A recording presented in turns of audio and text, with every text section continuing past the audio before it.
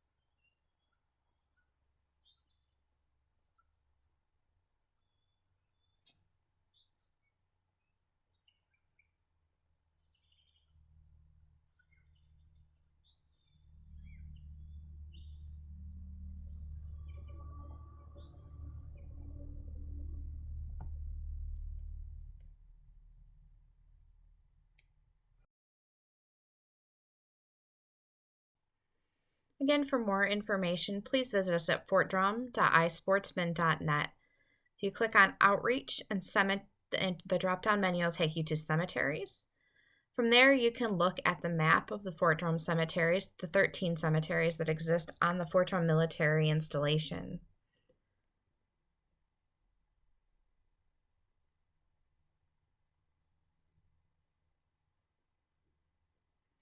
Today, we're visiting the Fuller Road Cemetery, and you'll see it is the northernmost cemetery on our military installation.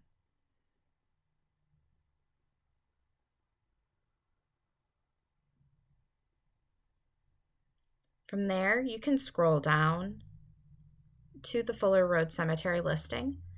This will provide you with your driving directions, including GPS coordinates if you have a GPS unit. You can also click on the blue Fuller Road Cemetery link to open the cemetery database form for every stone that exists that we know of in the Fuller Road Cemetery. These records are not just to provide genealogists with information. It is also a form that we use at the Fort Drum Cultural Resources Program in order to evaluate the continued condition of stones. It allows us to record information as well as conditions. In closing, you'll be able to see some of our range proper that exists next to the impact area. This is the road you would travel in on to go down to the cemetery.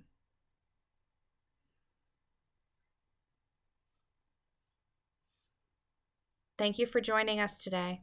Have a great day.